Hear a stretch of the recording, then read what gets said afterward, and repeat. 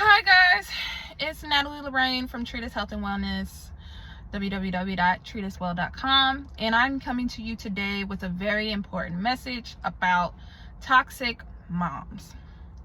I feel like this topic is something that happens a lot in the Black community, but no one speaks about it. And actually, this is something that I've been wanting to talk about for a long time, but I guess in the age of Aquarius, today is that day. So I myself have a toxic mom, and I have been estranged from her for, if this year will be 3 years, meaning no contact, no phone calls, no like strict no contact. And by collateral damage, that makes the relationships I have within my other family members, aunts and uncles, cousins, nieces and nephews, very strange, because it's a constant battle of what can I tell them, what can't I not tell them. And I don't want anybody to feel bad and try to mediate and all these things, because this is something that took a long time to get here. And thank you for the mental health professionals that helped me along this journey, because without you guys, I couldn't have made this decision. And no one talked me into this. No one coerced me. This has actually been something that I've battled with for a long time. I want to say 15 plus years. When I was younger, I definitely idolized my mom. I thought the sun set, rose and set on her. You know how that phrase goes. I just thought she was just the most amazing woman. And I'm not saying she's not an amazing woman. She's very accomplished. She's very intelligent. But she is also very toxic. Two things can be true at the same time. So I don't really want to turn this into a bashing video, but I really like to give examples because it helps people understand where I'm coming from. And there's been so many family members that have asked me, since I am now also a mother, I will be the mother of a 2-year-old this spring, summer. Spring, because summer doesn't start until June. And my parents, my dad is basically collateral damage because they're married, and I understand that. They were not at the birth of my child. They have not really interacted with my child at all. So I am a person who loves family, and family is very important to me. So this decision was not taken lightly. So I'm just, for all of you that are so confused, and I try not to talk about this too much because it's so weird for you to tell somebody that you don't talk to your parents, especially in the Black community. It's literally like, it's the worst. I don't even know what to compare it to, but it's literally unheard of. So a lot of times you just kind of have to, when someone asks that knows your parents or knows your family, you just be like, or if they don't know, you'd be like, oh, they're fine, and keep it moving, because who wants to go into this long thing and bleed all on somebody that didn't cut you? So this is actually my second time recording this video, because I thought I could just say the story and just keep going and be clear and concise, because I'm intelligent. I'm an educated woman, but that didn't happen because it's so much and I don't want it to seem like I'm rambling. So I had to pause and write down some bullet points so I can kind of get through this and not make this an hour-long therapy session. So I also would like to say, for all you Black girls, I should say Black women, because I'm a woman out there, it's okay to cut your parents off. I know there's so much controversy. My mother is a baby boomer, and I've seen on the internet that a lot of baby boomers, a lot of millennials and Gen Xers have been starting cutting their parents off or family off, and everybody's just in awe, don't know where this came from, and they do a good job of victim blaming and making the people that chose to estrange from them feel guilty and feel like the victim. Well, I'm here to say, no, you're not. You are not wrong for choosing yourself. So I want to say, I'm gonna go down what I got. We'll see how many bullet points that I want to go through. But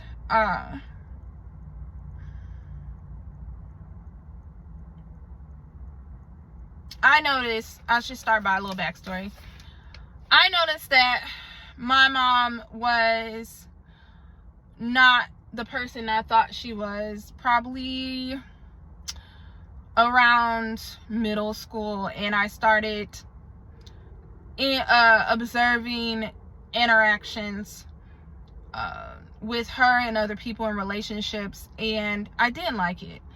I just want to be quite frank. I felt that my mom was a bully, and I've seen situations where she would kind of make people bend to her will, and I thought it was interesting, but something always deep down told me that that's not right for people to do that.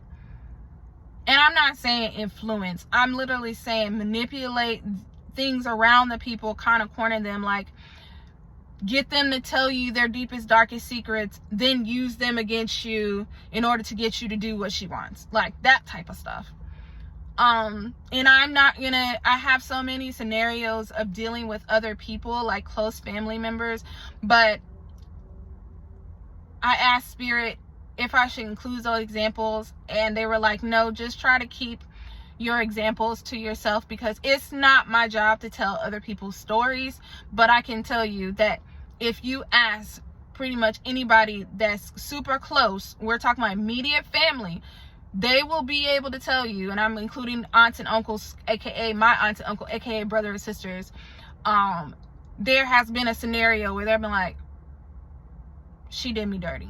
But anytime anybody tries to tell other people that love her and enable her bad behavior, it's always seen as, oh, well, you know, your mom's always been something else. What does that mean? So I'm gonna go, I'm starting to ramble again, because it's just a topic that really upsets me. But we'll go from high school. We'll go from the high school story. So I want to say around 17, 18, I had got to a point where I wanted to get far, far away. I had, at that time, was done with my mom's manipulations and all the things that I had seen her do. And I think at one point, I wanted to go to college in Hawaii and or California. And we lived in North Carolina, so that's far. That's how far I wanted to get away from her. But through some manipulation, I end up not going, because clearly I graduated from A&T. But yeah, we're not going to go into that. My mom and I had gotten into an argument. I want to say, I said I was 17, 18. We were getting into an argument about, I don't even honestly remember what it's about. And I don't want to go into the story and her recall, or somebody be like, that's not what happened. I don't think anybody else was in the house when this happened, so no one can verify what was said. But all I'll say is the scenario was, we had a disagreement and I stood up for myself. I had called my mom out and tried to hold her accountable in something, and she chose to back me into corner and basically, corner me in this, that, and the third, basically like, you're not going to do nothing, you're not going to do it. And she'll say that to you. She said that to me. And I myself, as a 17-year-old person who was raised by this person to never let somebody run up on you and make them think that you're a punk, because you're not. I was always raised to stand up for yourself. But I learned in that moment, stand up for yourself to other people, not to me. So I was coward. Literally, there was no way. And she was about to hit me. So I put my hands up to kind of defend myself and maybe have to hit back if necessary. Honey, that caused all hell to break loose. So it was a lot of yelling. And I believe that I was kicked out that day. Either I was kicked out or I chose to leave. Anyways, I realized that moment that my house was not a safe space. Long story short, I did come back. So I feel like this is kind of like DV, where they say you leave 7 times. I've have cut off my mom at least 7 times before I permanently did it at age 31. Well, just before 31.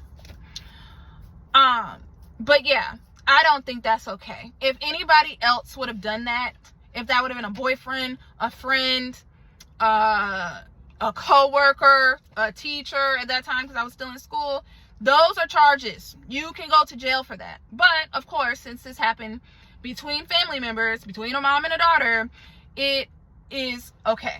No. Second is, I'm just going to briefly touch on this. I realized that my mom did not like me having close relationships with other people besides her. And I realized that that was a form of manipulation to make me depend on her for validation and all those things. Because just like any abuse story, a lot of times the person will isolate you or make everybody that you are connected to seem like the enemy, so they are your only source of love and affection and attention and all those things. I didn't realize that at that time, but as a almost 34-year-old woman, it now makes sense. I've connected the dots over the years. But I had a very close friend. We're no longer friends anymore, but at that time she was my best friend, and my mom just did not like my relationship with her. And I remember there was a lot of times where she would just say, oh, you love so-and-so more than you love me. And I always thought that was weird. It's like, why would you think that I would love a friend more than my mom? Like, you birthed me. And it was just so many instances where I think at one time my mom was sick and my friend decided to drive, because we're over the age of 6, we were driving age, and they decided to come and help me because my mom was in the hospital. If anybody knows, my mom has been sickly for a long time, and I'm gonna go to the origin story. We're gonna get to that. I'm hopping around, but I promise you the origin story is a doozy, because it's the main point of contention between me and my mother to this day. And actually, this story is normally brought up every single time we get into beef, and it's normally reason why we don't talk. Like, I can say every single time besides the high school, because this happened, well, actually no, it was happening then, because this origin story actually happened at 11 or 12. And it seems like every time we've had a conversation about that, we probably, honestly, my brain probably blocked it out. We probably had a conversation about this origin story when at 15, 16, when I decided to leave. Because we both see things differently on that story, and that's the hill she dies on. And that always sends her from 0 to 100 real quick. But anyways, my friend decided to come stay with me. Well, no, come visit me. Well, she wasn't visiting me. She was visiting my mom, because most people love my mom, which is really weird when you realize how she treats me, how no one sees that. And I realized that is very common. Once again, knowledge. Went to school, took some couple psychology classes, did not major in it, because I feel like people who major in psychology are normally crazy. But anyways, just a little joke.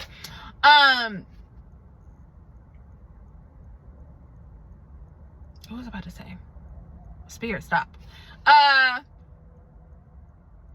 Dang.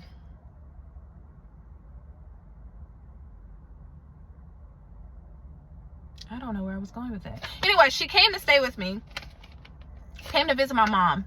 Oh, that's what I was going to say. A lot of people, they present a persona to the outsiders, but the people close nearest see a different side. And so when you are about to tell your story to other people, you look like a liar, because it's not their experience that they have with that person. So that keeps a lot of victims quiet, because it's like, why? I don't have time to give you a 15-year rundown about why this person is not who they say he is, because all you're going to go off of is what you have experienced. And who am I to tell you that's not right? Because actually it was right, but you didn't see on the backside.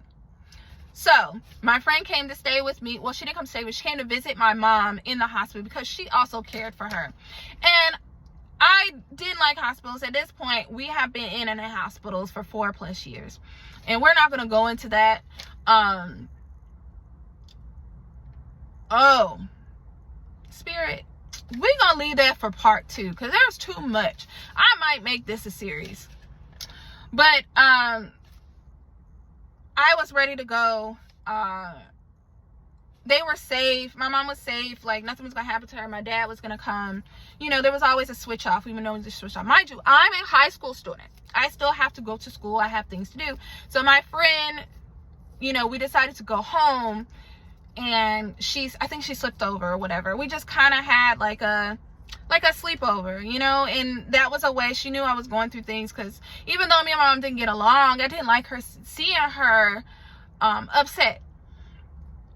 Well, after my mom got out of the hospital, she made it her mission to tell me that I can't believe you. When I was in the hospital, you ran out of here. You don't care about me. You went to go stay with your friend because you love your friend more than you love me. And I'm like,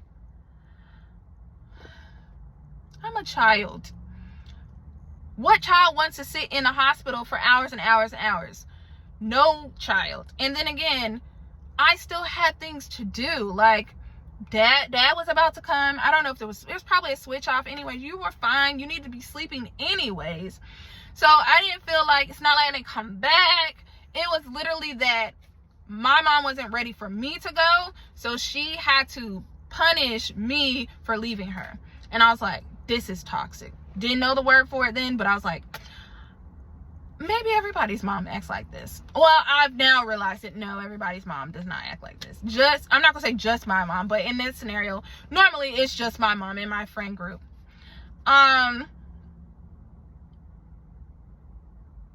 So we did the high school. We end up telling the hospital story. Well, that's the part of pitting friends against me.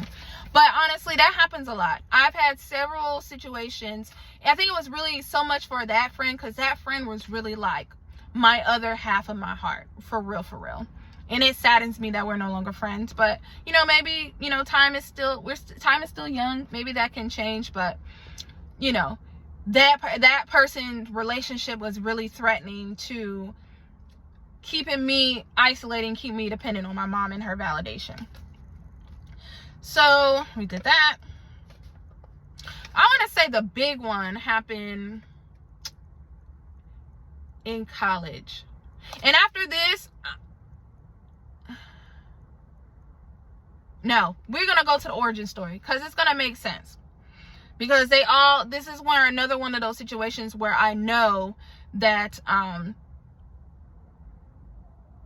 that conversation was had in order to trigger. Actually, it didn't happen in this situation, but we're going to go to the origin story because I've been talking for 18 minutes and hopefully you guys follow along. Somebody's going to watch this all the way through. I probably should have chopped this and edited this down, but I'm not. Origin story. And I'll put this 1829 on a time mark origin story.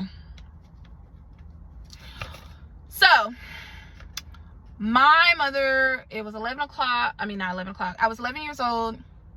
My mom was very healthy. She worked out. I guess she ate pretty well. I don't know, as much as an 11-year-old can recall that. We went out to eat pizza that day. It was one of those days where we had a mother-daughter day. Now, I'm not going to say my mom did have those days. But it's kind of like a person that hits you and then brings you flowers. I had a lot of instances where she would pile on. I guess that's love bombing. She would pile on scenarios, be like, look, I care about you. And then take it away later. And you'd be like, dang, how are you the same person that takes me out, but then calls me blah, blah, blah, blah. But anyways, we went out. We went to eat pizza. And we got home. And my mom started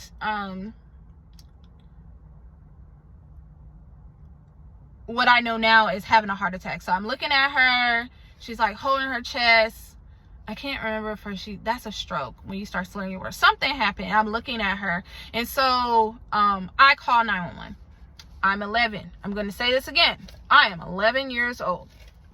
I call the police. I mean, not police. Well, yeah, I guess you gotta call 911. And I dispatch it, and I'm asking them, you know, they're asking me the questions. And they get their ambulance, get there, the EMT, I think that's what you call them. They get there. And I'm looking at my mom. It's a school night, I should say. It's a school night. I don't know if I was pulled out of school that day, but I know I had to go to school. And I was a very studious student. I love school. I've always loved school. Now I know that it possibly that I love school so much because of an escape, but we're not going to get into that today. They come in, you know, she's literally like on the floor. She's still in cardiac arrest. Like, she's in the process. They're like, you know, hooking her up like, hey, something's wrong. They're like, we have to take her now. So they wheel her out. It's just me and my mom. My dad is probably at work because they normally work alternate schedules. And I grab a book, and I ask my mom, like, hey, am I gonna go to school tomorrow? Mind you, once again, I'm gonna say, I'm 11 years old. I don't really know what's happening. I'm just trying to be prepared.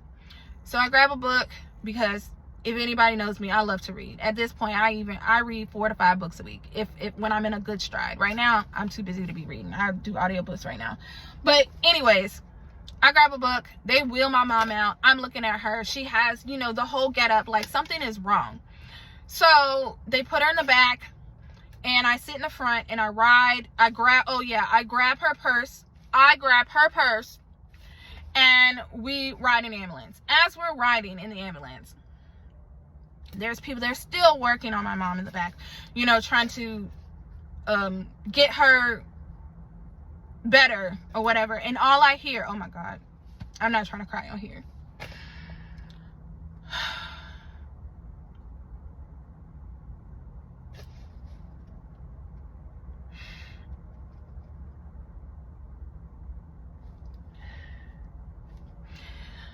All I hear is them saying, like, she's gone, like she's coding, or whatever they say when somebody starts to die.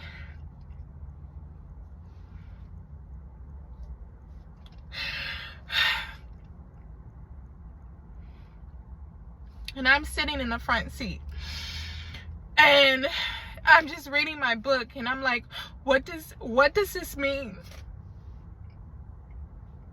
So they're back there working on my mom, trying to bring her back.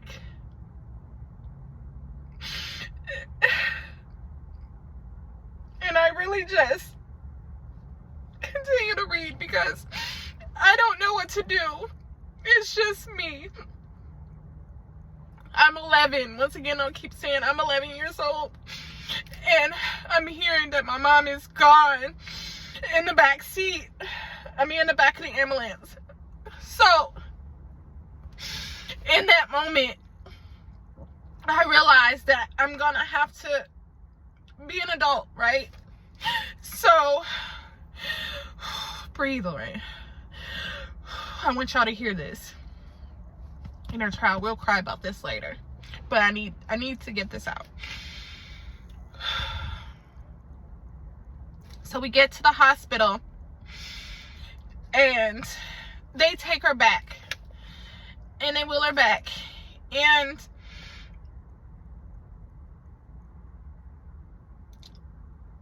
I have her purse, and I'm talking to the lady. I guess it would be a mission, sort of. I don't know. Mind you, I'm recalling a story that happened 20 plus years ago. And she asked me all these things, you know, what's her social security number, what type of medication she's on, her insurance information. And I've always been a very responsible child. Once again, now I know that's trauma. But I know where everything is. I give the insurance information. Mind you, I'm gonna say again, I'm 11 years old. I get the insurance information. I give her the medication list. I don't know if she was on medication that time, probably so. All the stuff that she needs. And she was like, okay, thank you. And she's like, I also have my mom's phone. Or did I call? I think I did have her phone. I can't remember. Once again, this is a 20 plus year story. Whatever. She was like, is there any family? I said, I'm going to call them. So after I do that, I'm still looking. They have my mom in the, in one of the triage, I guess that's what you call it. And you just see doctors just running in and out, running in and out, running in and out, running in and out. It's just, I've never seen so many people go in and out of a room. And I just knew that something's not right. Now, I remember I'm saying that, you know, she was coding. So I'm like, this is the day that I might lose my mom. Well, I felt like I had, because I'm like, if she was okay, these people wouldn't be in and out. So I pull myself together and I call my aunt. I call my aunt Sini. I call my dad. I think I called my Uncle Blasco. I call her siblings because she has a lot of siblings. Only one or two were in North Carolina. The rest were at home where we're from, Pennsylvania, up there. And I call with a calm voice. And I know at that time I had disassociated, because you can't tell somebody what's happening if you're sobbing. But that's how I felt. I was like, you have to be a grown-up.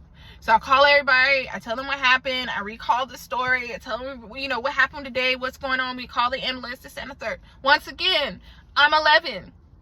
So, you know, I do all that phone time, it takes people the time to get there, and I'm just sitting there, and I'm just like, what is happening? Well, I find out that day that she did die. You know, well, I didn't find out that day, but I think maybe so. She was gone. She died for, I think she said 10, 11 minutes, a long ass time. And so I'm sitting there as an 11-year-old, not knowing what to do, because nobody's here with me. My sister's not around. My dad's not around. Those are the two main people in my life. It's just me. Experience this by myself. And that's all we're going to get in that. She's still alive now, so you know she didn't stay dead. So, this is the story. This is my recollection of the story. And I would say the most accurate recollection of this story. But, this story is the point of contention between me and my mother. Because, when we get into arguments, she blames me for being insensitive because I, as an 11-year-old, asked her, do I have to go to school tomorrow? And that I was reading in the ambulance while she was dying in the back. Now, me and my inner child always has this contention. What did you expect me to do? I did all the things. I called 911. I rolled in the ambulance. I mean, I really didn't have a choice. I was a minor. I gave the people your insurance information. I called all the people. I sat there in complete, utter shock and trauma while I watched people try to bring you back to life. But it always gets thrown back at me that I was a terrible child because I wanted to go to school the next day and I chose to read to cope with a very traumatic situation. I don't know what she wanted from me. If she wanted me to climb in the back and help the EMT as an 11-year-old, I don't know. If she wanted me to be crying in the front seat, maybe that would have been better for her. I don't know if she wanted me to throw myself into the triage room. You know how people try to throw themselves in the caskets? I don't know what she wanted from me. But this has always been like, you don't care about me because of this moment in time. So every time this story comes up, we get heated, I get heated, she gets heated. It always ends in an argument. So, that is the origin story. I'm going to mark down when this starts. This is 10 minutes. So, you're going to hear this story. This conversation always happens. This is a long video. But I hope somebody will watch it. I know somebody's going to watch it, because Spirit would not lead me to tell this message if it wasn't meant for me to tell it. All right, we're going to fast forward to, I don't know if this is before or after. the main moment where I realized this woman is nutso. This is, I was interning.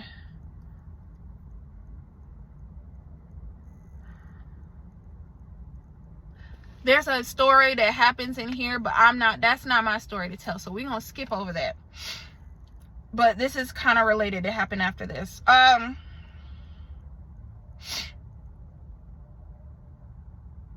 The story sounds stupid.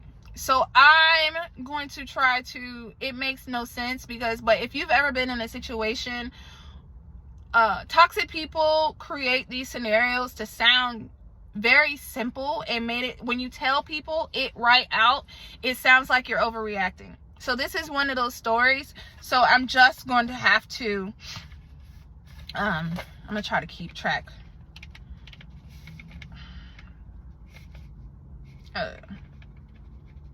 It sounds crazy. So at that time, I was trying to sell a car. My Impala at the time. Something was wrong with it. I think it was wrong with the fuel pump.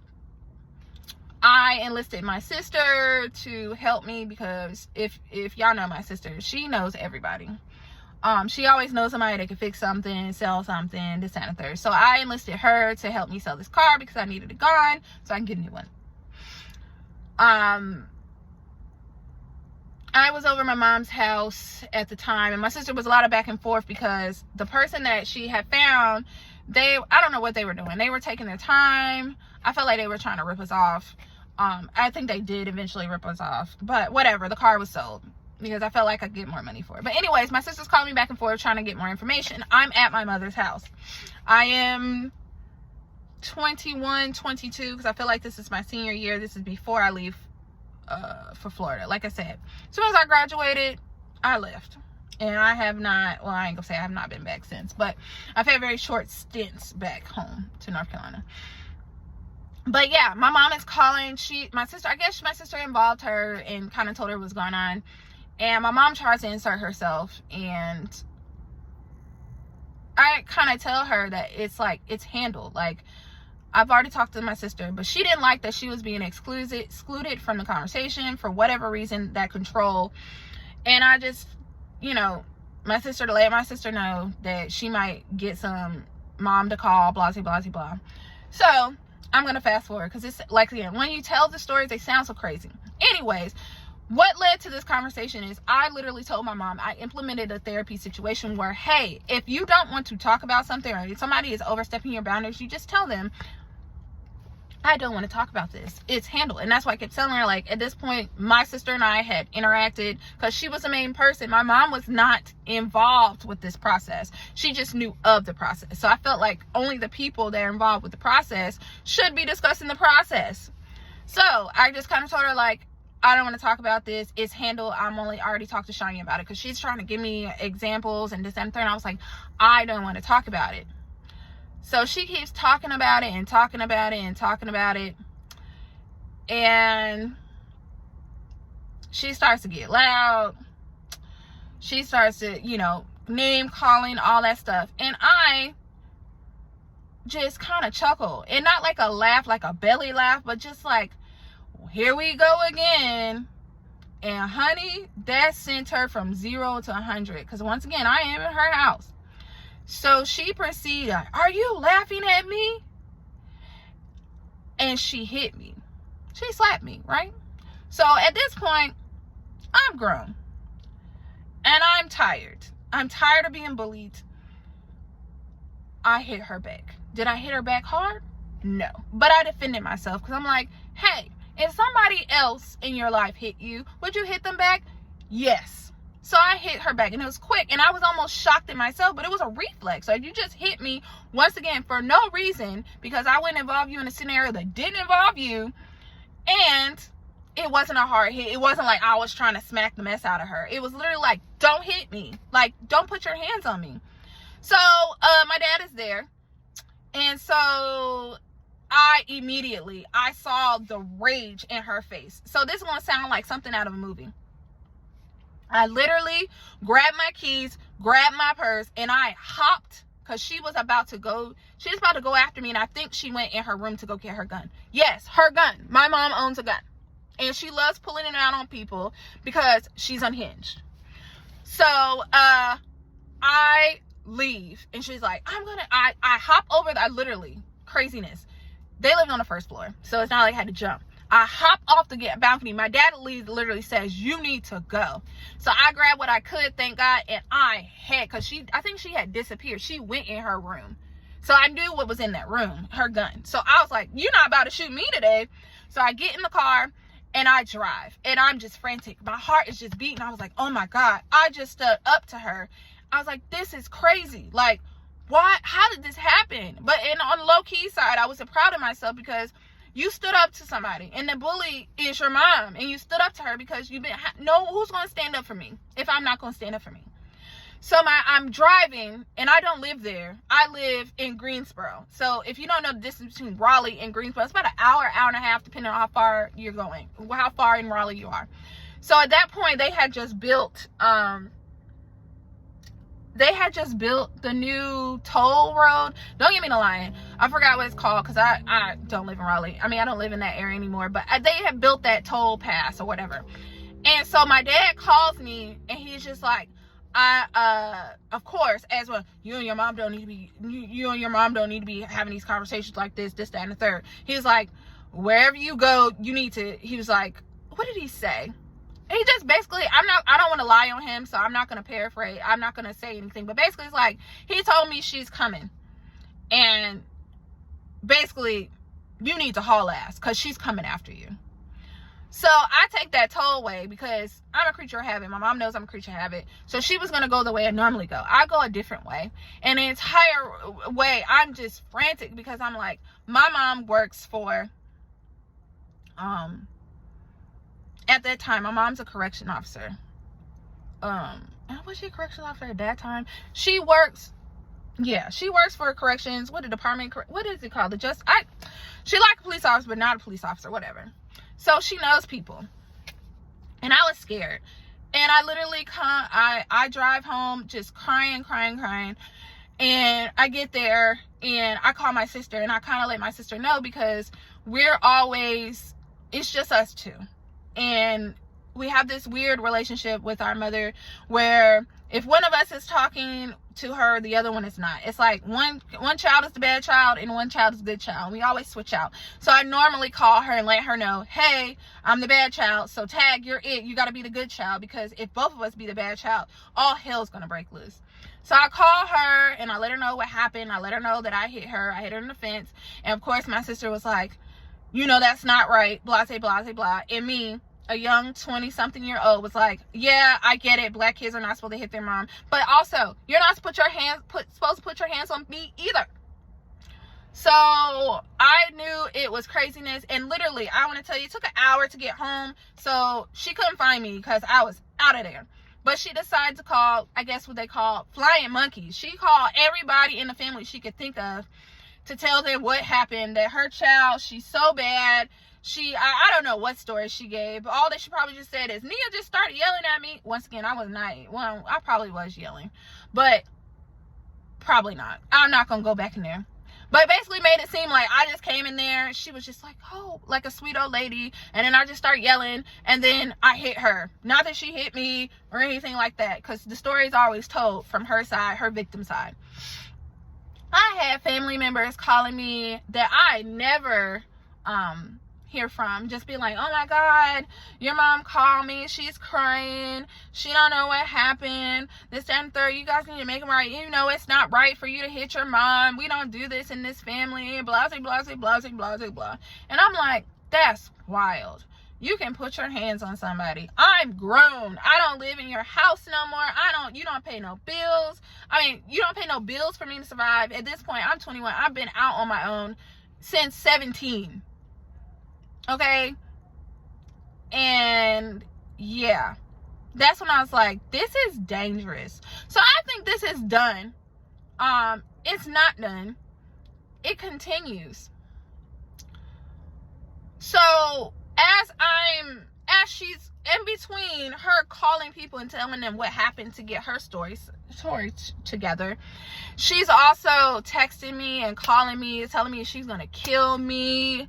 She can't believe, she says she'll never, like, basically she doesn't kill me. She's calling me names, she's calling me B words, she called me the whores. She's doing all this stuff because I decided to stand up for myself. So I'm still working. I get home, she's talking about, I know where you live, I'm gonna come get you, and this and the third. And I'm like, these are not idle threats. Like, my mom is not one of those people. She's not a person that just talks a good game. Like, I'm literally at this point scared for my life. So I had to go to work at my internship, and she's calling and calling and texting and calling and calling and texting and calling and calling and texting. Like, she's still mad. Like, she's just like, at this point, I'm fearful of my life. And I'm like, oh my God, I could barely get through work because I was scared that my mom was gonna come up to my job and shoot me. So I'm just trying to get through the day, and I'm just scared because she's calling like, I know where you live. And I think I don't know who I was dating. It was one or two, either my husband now or the other person I dated before my husband. But anyways, I'm going to call him. I'm going to tell him so much of a whore you are, how much of a slut you are. My mother, mind you, I wasn't doing no whore stuff. I wasn't sleeping around, wasn't doing anything crazy. But she just did that. And I'm like, I'm scared. I'm calling people like, can I get a restraining order on her, and this, that, and third. So I tell my sister, like, don't get me wrong, I've never pressed charges on people. So I think it's a 50B, 50C. One of them's for domestic violence. The other one is for, like, other people, like stalking or whatever. So I literally, because I'm so scared that she's giving me threats, I call the police department. I literally said, can you guys escort me home because I'm scared for my life that my mom's going to kill me. Once again, my mother's going to kill me. So I call my sister, I tell her that. Of course, she's like, don't do that, because once you do it, you know, you can't undo it. And this and third. This one say, my sister, she didn't mean no harm. Like I said, we have a big age gap, and we both know how powerful our mother is and how much drama she can stir if one person steps out of line. So she really just didn't want anything bad to happen to me. So she tried to prevent me from making this decision that was going to make my life miserable, because my mom was going to make me pay for that decision. But I called the police. I show them the messages. And mind you, my mom works for law enforcement, so she's being very careful about what she says and this, that, and the third. So it can kind of not look incriminating if you pull the messages. But it still is. So they do escort me home, and I was scared. Literally, I had 2 police cars escort me home. I have never shared this story, y'all, so bear with me, because I thought my mom was going to kill me. My mother. All because I stood up for myself. So that's the biggest story. I'm marking this. So yeah, I didn't press charges because I didn't want my life to be blown up, because at that point I was still scared of my mother. I'm just gonna keep it hot. I was scared of her influence. I was scared of her reach. I was scared that my life was gonna be ruined before it even started. I was about to graduate from school. I had so many plans, and I really didn't want anything to happen because I stood up to my mom. So we moved on from that, but that really happened. What else? We're gonna go with we're gonna go with a story that's very sensitive to me, and trigger warning for this. I guess this whole thing is a trigger warning. This whole thing is a trigger warning.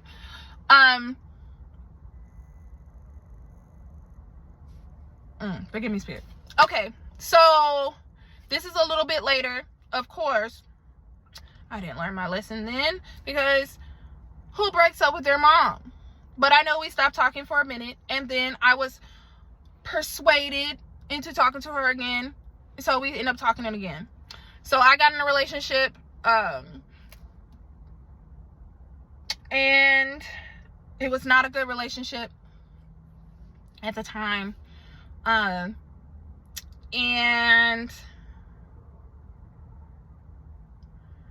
I found out I was pregnant, and I had to leave this relationship, and I knew I had to leave. I knew that I couldn't have this baby because the relationship was just too tumultuous. And so I made the decision to have an abortion. Went there by myself. End up going, I was really torn up about it because I've always wanted to be a mother. And so I end up, my mom knew. She knew before. She knew when I was pregnant because, like I said, we were still very involved. And she basically let me know that we don't do that in this family, blah, blah, blah, blah. She gave me a scenario that she thought about it with me. I think she gave me a scenario about she had one, or she had thought about having one, or she miscarried, I should say. She miscarried what would have been my older brother. That story, knowing how much my mom lies, could also be a lie. Anyways, anything to kind of guilt trip me into not doing this. She said she thought about it with me because I came when she was in a very successful period of her life, and she thought about it, but she decided not to. And look at me now. It's inherently bad advice, but when you have it coming from a manipulative person, it can really make you feel some type of way. Anyways, end up having the abortion. And then I just was in a low place. I didn't have anywhere to go. So where does my dumb behind go? Oh, I go to my mom. So I go stay with my mom because I can't be in the relationship anymore. I think I left, and sorry, I'm at the park. People are walking by. And I go stay with her. And this is literally day after, because I end up kind of staying with my cousin for a couple hours, and then I decided to just drive home, because when you have something like that happen, you just want your mom, right? Wrong move. So I'm there, and my mom, she tries to be comforting and this, that, and the third, and this is not the story that this happens, but this is a setup. This scenario, I should say, is going to get thrown back at me later, because this is what toxic people do. They lure you in to vulnerable moments, and then they use it against you to gut punch you so that you can bend to their will. So basically, I go with her after the procedure. I'm at the house. I'm literally in my lowest moment ever in my life, and for the most part, she is very helpful. She's very comforting. She's that mother that I always thought she wanted to be, that I always needed her to be. I end up getting a fever, and I had a fever for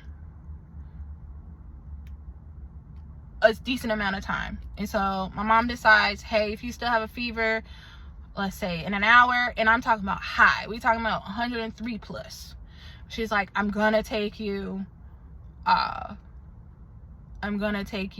the hospital. So she takes me to the hospital. Thank God she did. Like I said, she's not always bad. She does the right thing sometimes, but it's just like, it never stays that way. It's always something that's gonna override it. I get there, basically I have an infection. Long story short, I'm not going to tell this whole story because it's going to be very triggering to a lot of people. But I'm just going to say, if I had not gotten to the hospital, I would have died. So I will give that to my mom. Thank you for saving my life in that moment, because I did not have the will to know, because I just wanted it to be over, the whole scenario. And sometimes when you want things to be over, you do dumb things. So she stepped in at a time and saved my life. But we're gonna fast forward. I stayed in the hospital. I had other things had to happen because I had an infection. I'm not going to go into that. I don't want to trigger anybody to stand a third. Yeah.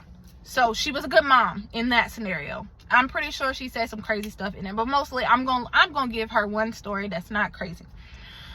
All right, we're gonna fast forward, and it's really hard to tell this story without involving other people's stories, but I'm gonna really try. I'm not gonna give the whole thing, if that makes sense, to protect other people's truths. All right, but I'm at my mom's house again. And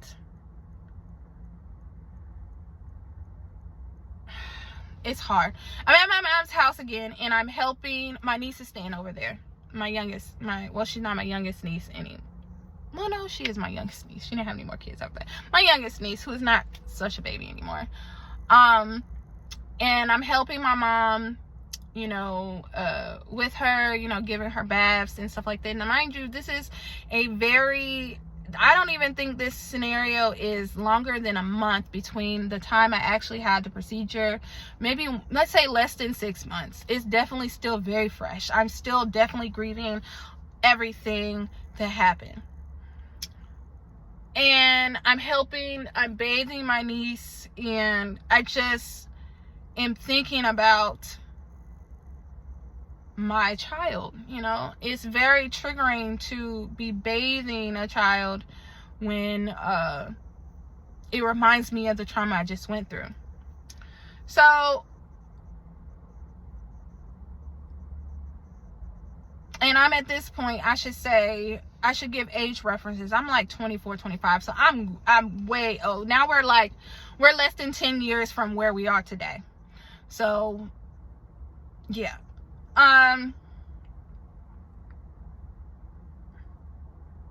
We have a disagreement about, I don't know. At that time, my niece, kids, when they're learning how to be potty trained and stuff like that, you got to take them to the bathroom a lot during the night and stuff like that, because it'll help them learn, to know what that feeling means. So we have a disagreement about how I decided to wake my niece up. And I'm basically telling my mom, like, hey, I think it's fine. Like, I had to get her up, blah, blah, blah, blah. And I'm like, there's more than one way to wake up a child, because she's telling me, you do it this way, do my way. And I'm like, I don't want to do your way. I want to do it my way. She's still up, she still got to the bathroom and went back. And so I get hit with,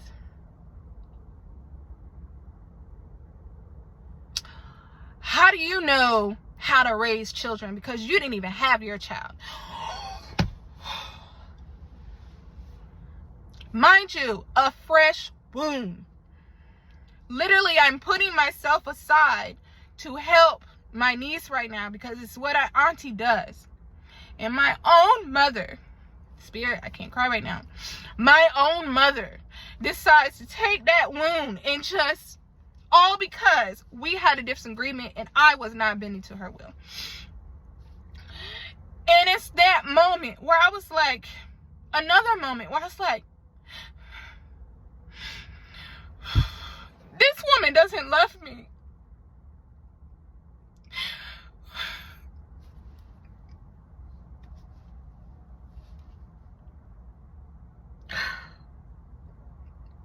I'm sorry, y'all.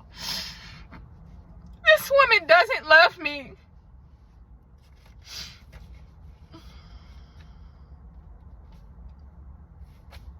Because why would she do that? Why would somebody that loves me say something like that? Why would they say something like that when you're still grieving?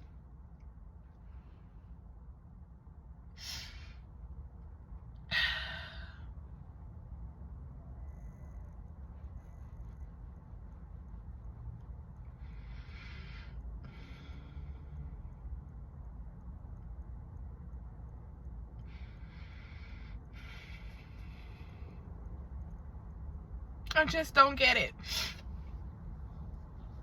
And I just ate it. I ate it that day. But it's like, I almost felt like I saw her smirk, knowing that she hurt me. That she hurt me like that. It's almost like she shot me. It almost felt like payback for standing up to myself 4 years ago.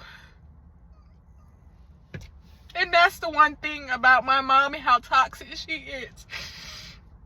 She always gets her lick back. And normally she draws out how long she punished till she punishes you, because she doesn't want you to know when it's coming.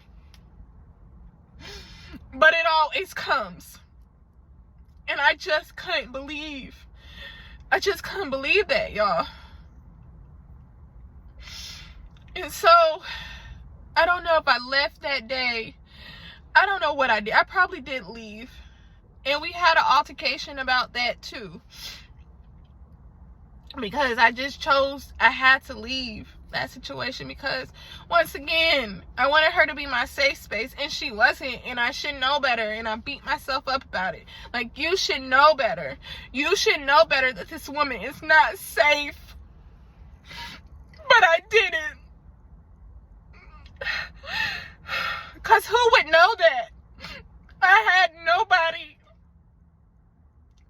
to believe me that she was being abusive to me. The only person that did share it was my sister, and most of the time she was trying to save herself and survive as well. So it's just like, it was everybody for their own, everybody just find a way to survive.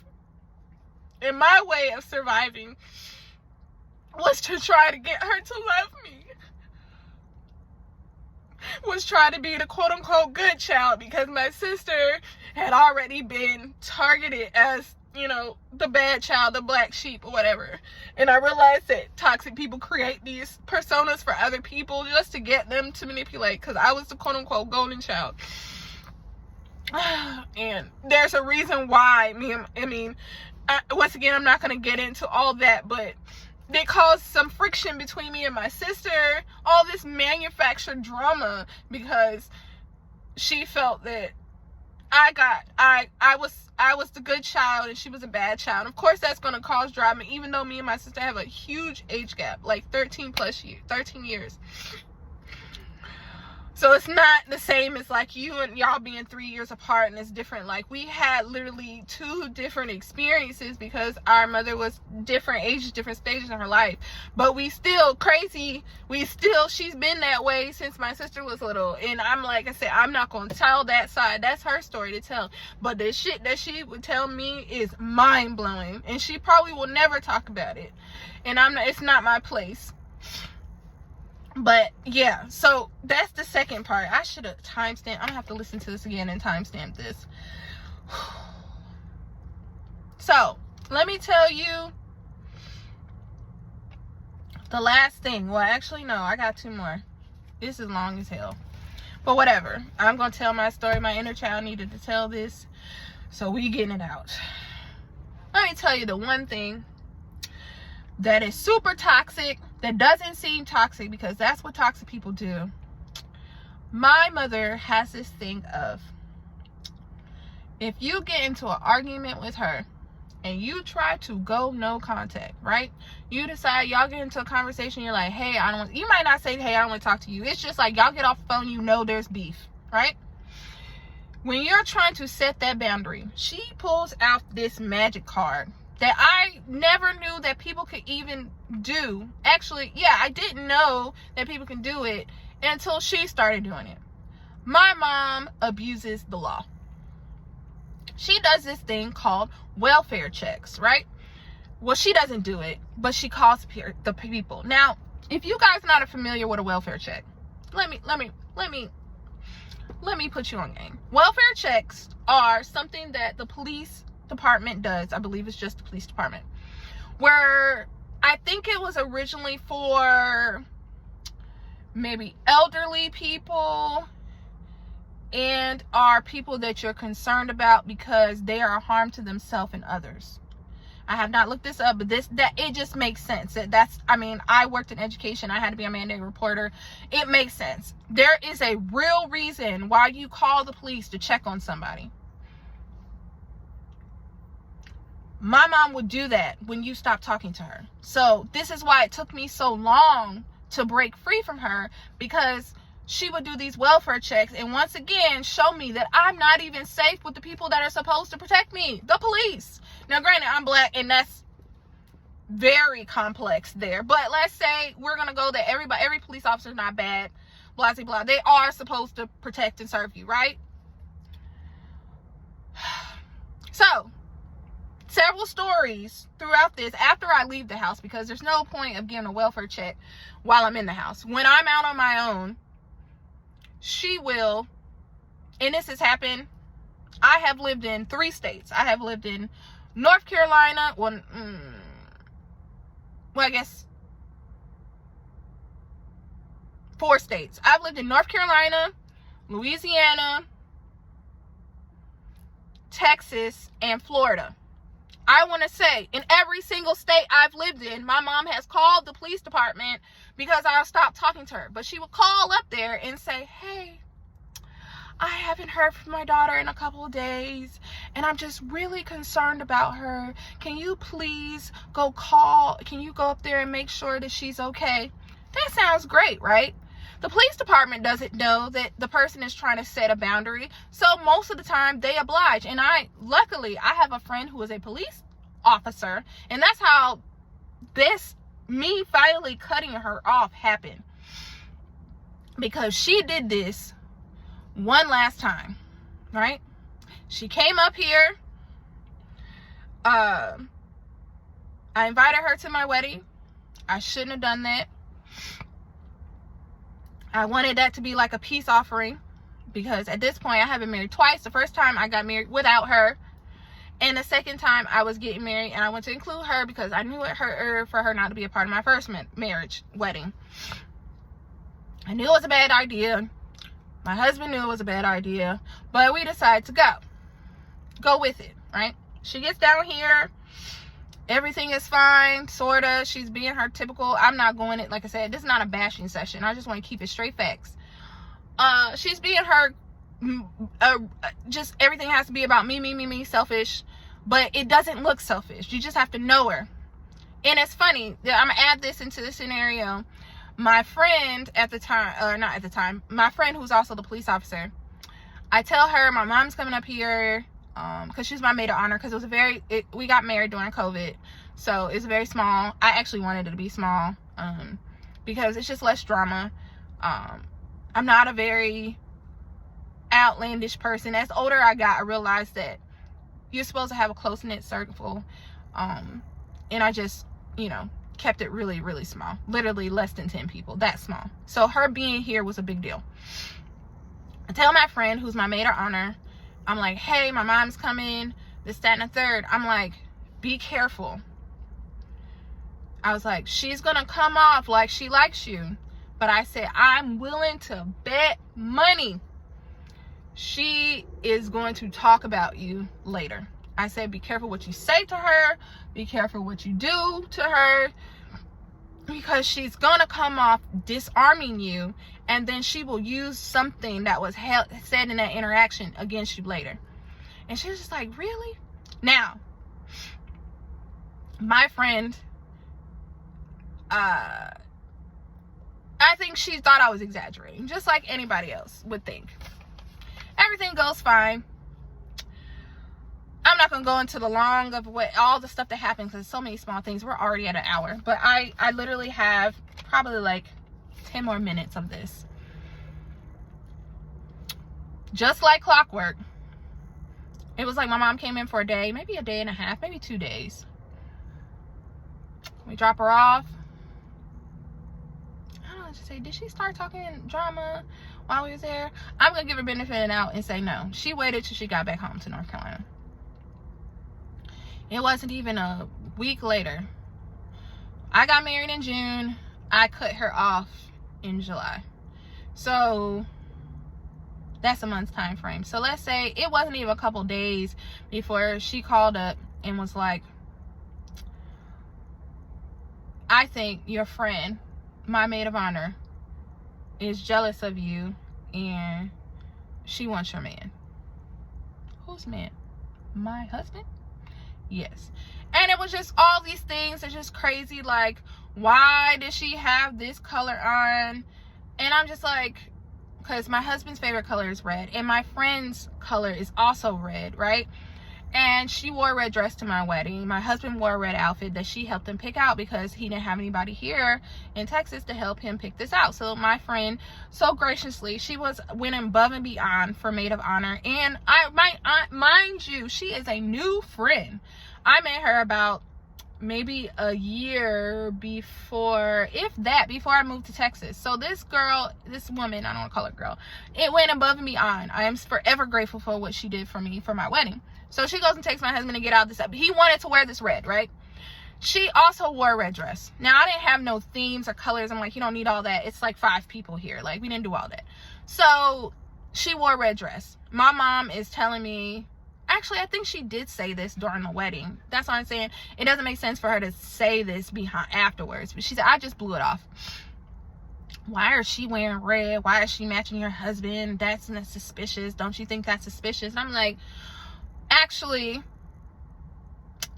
my friend, she asked me, she literally told me, because I told her I didn't want her to buy a new dress or anything. I'm like, this is literally like, it's not a thrown together wedding, but it's like, it's not that deep. Just look nice, right? I don't have any colors, all that stuff. So I went over her house and she showed me all the dresses that she had. And I picked the red dress because I felt like that was the best one out of all the options.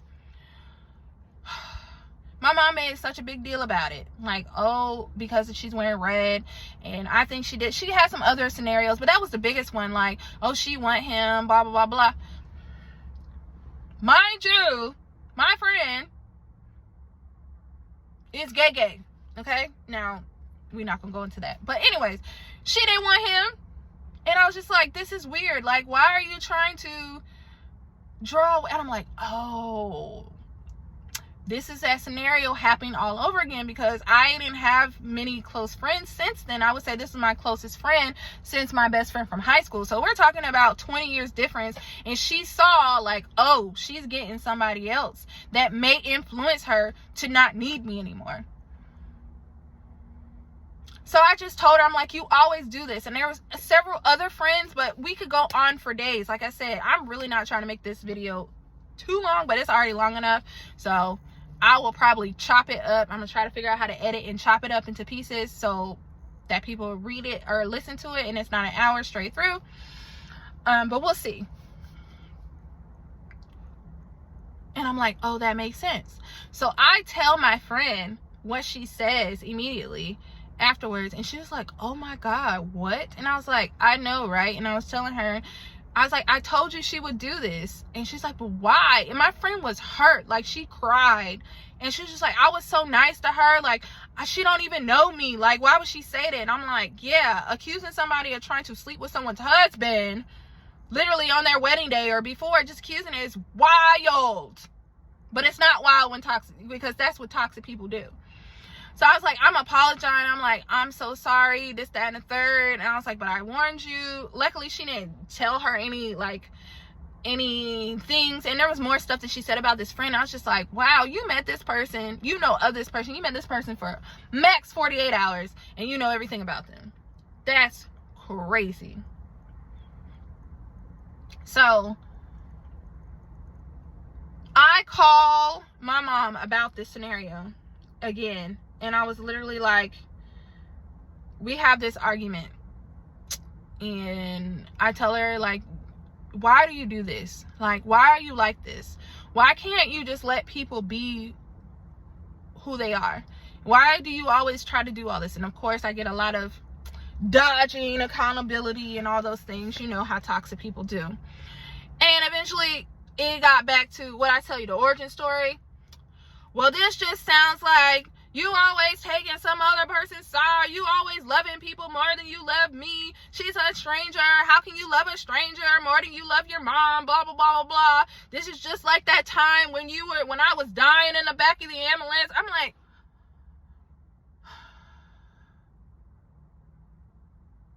this again? So we get off the phone, and I literally was like, basically, I don't know exactly what I said, but basically it's like, once again, she got off the phone knowing we had beef, and then she probably wouldn't talk to me for a while. So what does she do? Y'all want to guess?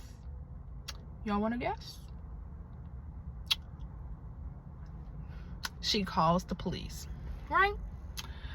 I'm in a new place, newly married, living my best life in Texas. I don't even know where the police station is, because my life, I don't have drama like that. I know it's around here somewhere, but I didn't know. I get a knock at my door. It's a police officer. I'm scared, like, oh my God, what happened? Did my car get stolen? Is there a break-in? Like, I'm thinking, did something happen to my friend that lives here? I only had one friend, that maid of honor, that lives here. I'm like, oh my God, did something happen? You know what this man says? I got a phone call from your mom. She was very worried about you. She hadn't heard from you in a couple days. And can you please call her and tell her that you're okay? What? Yeah, she's really worried, blah, blah, blah. And they were like, can you please call her while, they do this sometimes. I heard them do this. Call them while they're there to let us know that you are, they're okay. And I was like, no, and I was trying to be polite without bringing this police officer in our business. I was like, no, I'm fine. I was like, she does this a lot. She does this and makes these false welfare checks on me, and she's been doing it my whole life. Like, he didn't need all that, but I told him that. He was like, okay, well, we'll just document it in the Santa Third. So I called my friend, my maid of honor, who's also a police officer, and I was like, hey, my mom just did this. And she was like, what? And I was like, yeah, is there any legal action I can take? Because I'm about over this. And she was just like, yeah, they're actually not supposed to do that. She was just like, you don't have a history of mental health. You are not elderly. You don't take any medications. So really, that was just a courtesy of them. And I was like, yeah, she always phrases it like such a concerned mom. I was like, she's literally done this my entire life. She does it to me, and she does it to my sister in order to get us back in line when we decide we don't want to talk to her. So she was just like, well, you can write a cease and desist letter, and you can CC the police department so they have this on file, so if she ever calls again, that they will ignore it. Now, I don't know if she's ever called the police department again, because they have never popped up in my house. But basically, that letter that I wrote her was literally, because I knew the police department would see it, I tried to make it as professional and straight to the point. But essentially, it was just like, hey, I'm good. I ain't say it like that. I ain't write it like that. But I basically like, hey, I'm enjoying my life, my new life, my husband, the Santa Third. And like, please do not contact the police department or me again. I'm tired. Basically, I'm tired of you hurting me and those who are close to me. And I'm finally done. Right? And I think I may have said that you won't be involved in any, if I have grandchildren. Because at that time I wasn't pregnant. I got pregnant that month, which is funny.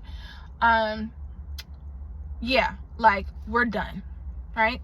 And I've had these conversations before, but this was the final. I'm like, literally, I'm in a new state. Everything's fine. I am finally strong enough to cut this tie. Well, she did not take that. And when I tell you, everybody named Mama was calling me. Actually,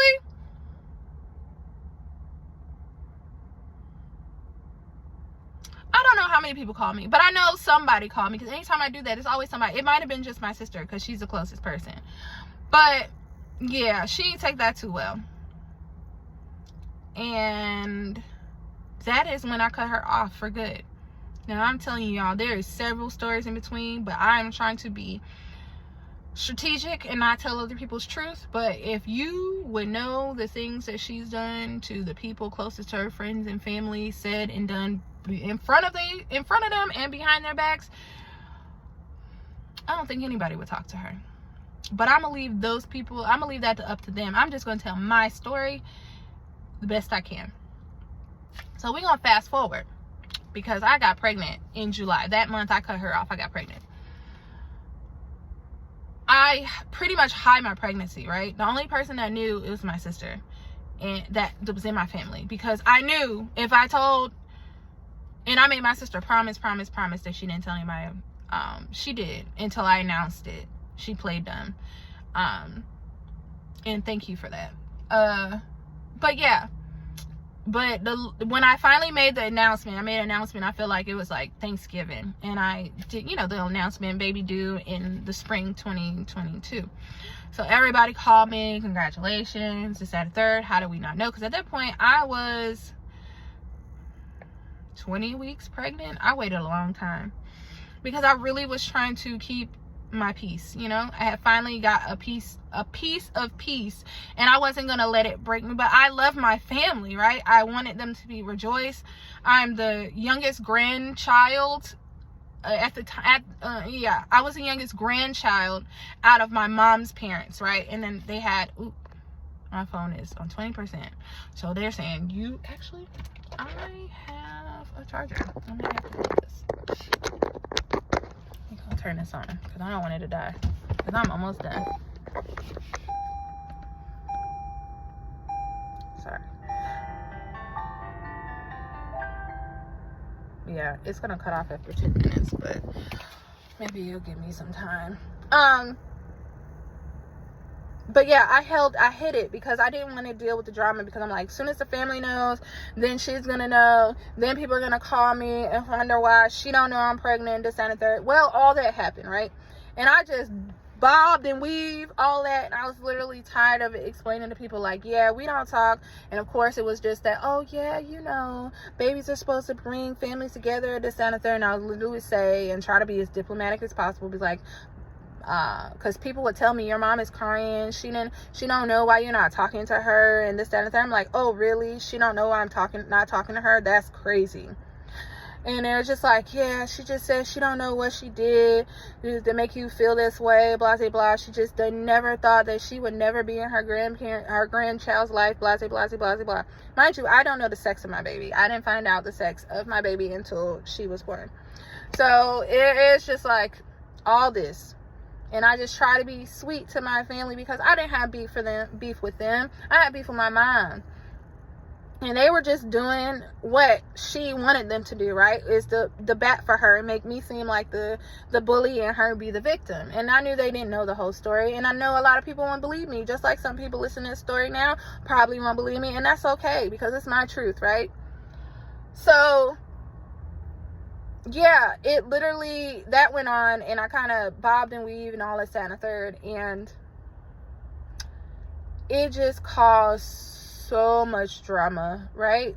And I end up seeing a therapist during this time, because it was really hard for me to be a mother. I never imagined that me being a mother, that I would not share the experience with my own mom, right? But I had to come to grips with that, and then also come to grips that my child would not have a grandmother in her life. And I was like, I felt like I was doing a big disservice to her, because luckily she didn't know, but it's just like, what if she would love, you know, her grandmother? But I was like, you know what? If I feel like somebody doesn't love me, then I find it really hard to believe that they're going to love something that came of me, right? So I just decided to take that executive decision and be like, no, you told her years ago she didn't change and she didn't go get help, that she wouldn't be involved. And so now I have to sit in it. And I was like, I want to be an example for my child to know that, hey, people can't mistreat you and get away with it. And I don't want her to wait till she's 30 to cut somebody toxic off, even if it's me. I would hope that would never happen, because I know me, and I would do my best to remedy that situation. I would go to therapy. I would do all the things, because I love my child, and I would want to put our relationship over my own selfish ways, right? But yeah, it even ended up until my day that I gave birth, because my sister was here for the birth, and it was not a good birth story. We're not gonna go into that. I don't want to traumatize anybody with that. But basically, like, it was shaky there for a minute for both of us. And people find out that I gave birth, because I think I sent out a birth announcement or whatever.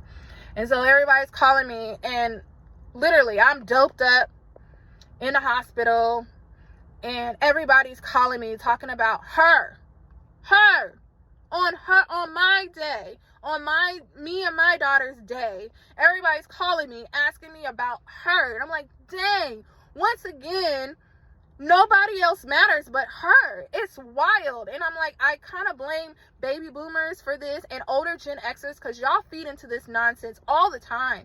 Like, I am a good person. I may not be perfect, but I'm one of those people that I pretty much get along with the get along, right? I don't really do anything crazy. Like I said, I was quote unquote the golden child. Went to school. I didn't get pregnant early. I got married before I had my baby. Like, I didn't really ask for help. I wasn't out here like doing dumb stuff, on drugs, none of that, right? So I always wondered in my family, like, what would make a child that, for the most part, just seems like a good child, just cut off her mom? Like, y'all just thought I just woke up one day, was like, you know what, I want to rock up.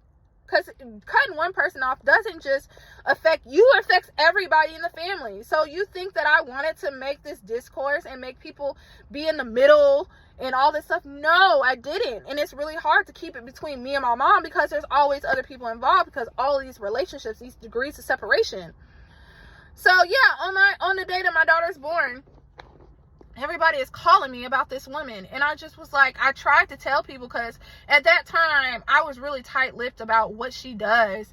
And I tried to tell my uncle, I think on this time it was my uncle on my dad's side, was just be like, you know, they're Christians, and no shade on Christians, but some of y'all be delusional, be like, love the sinner, not the sin, and all this. I'm like, what? And if anybody knows me, I am a proud practitioner, okay? I'm a witch, if you want to call it that. I know a lot of people that I practice hoodoo and voodoo. Honey, I don't believe in that. That is not my religion, okay? So all this forgive and forget, I don't do that over here. We don't forgive and forget over here. So, yeah, and I just, like, I couldn't believe it. And it was so hard, because I'm like, dang, I can't even enjoy my day without her. I'm like, I don't even talk to her, and she's still ruining my life, right? So I say all that to say, like, toxic moms, right? I'm going to end it here, because we're almost an hour in 30 minutes. And the last one is kind of, I'm just going to say this, and recently, my mother has used one of her flying monkeys, and people that think that I'm not gonna say this person thinks she doesn't do any wrong.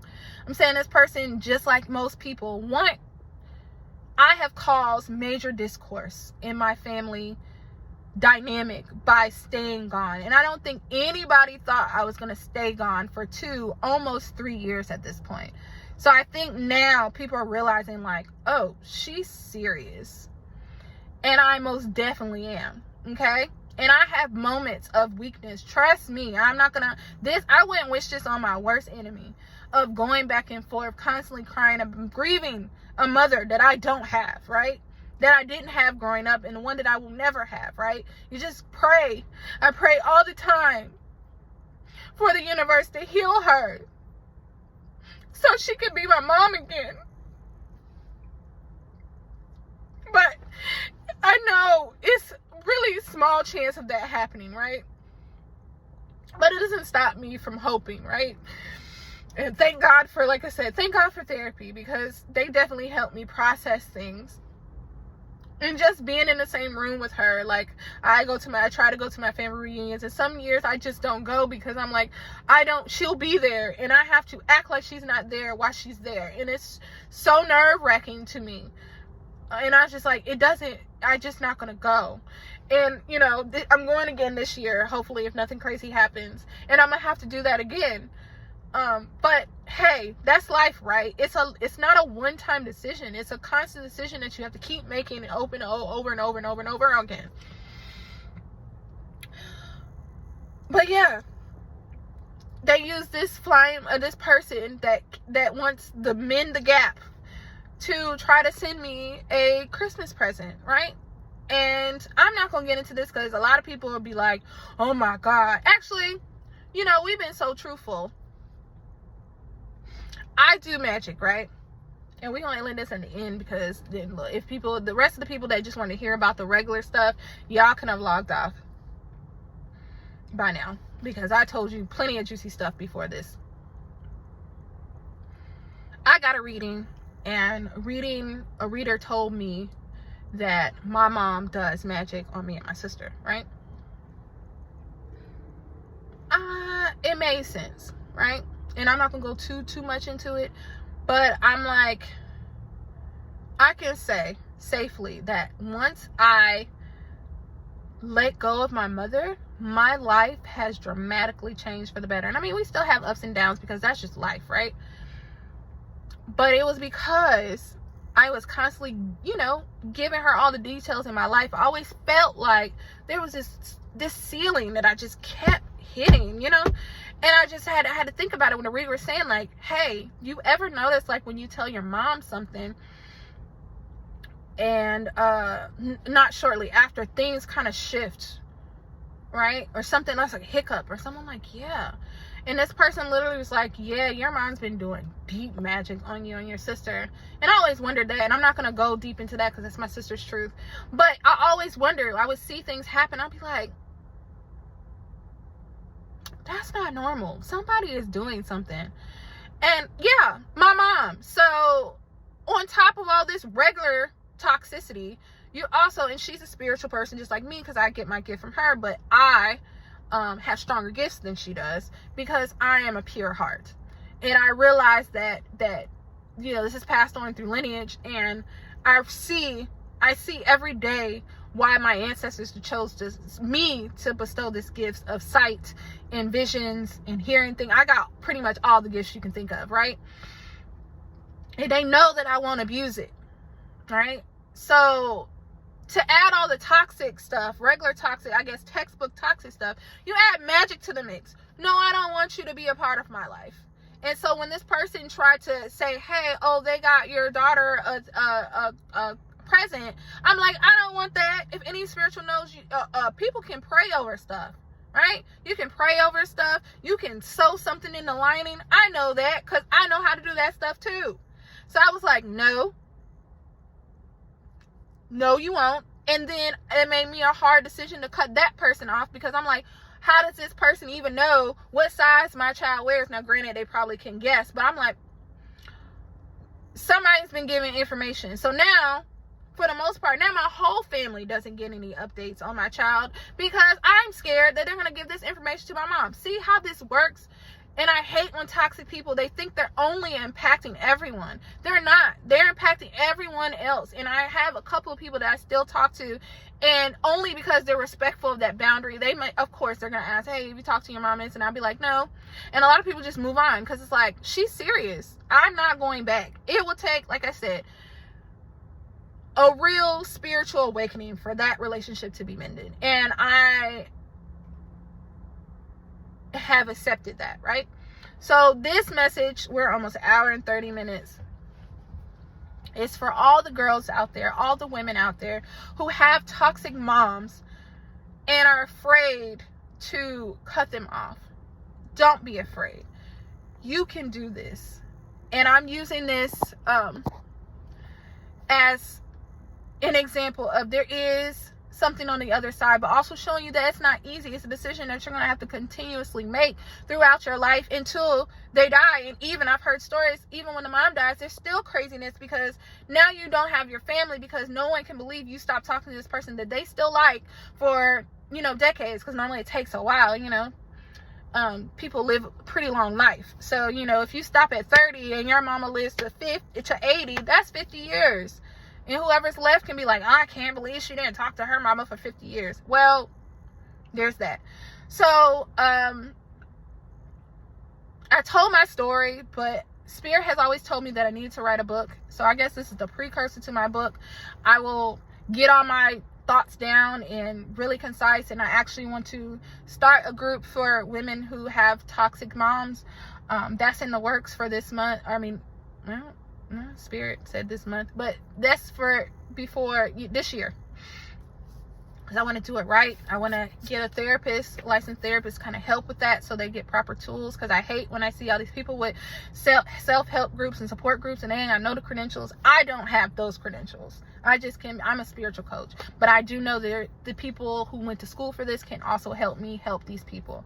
So I'm saying this to say, you're not alone. I told my story, so maybe it'll give you courage to do what's right for you. Don't ever let anybody tell you that you're wrong for choosing yourself and choosing your family and choosing your peace, because your peace is priceless, and sometimes it comes with a big cost. Thank you guys for listening. I'm Nataly Lorraine, and I will talk to you soon. Peace.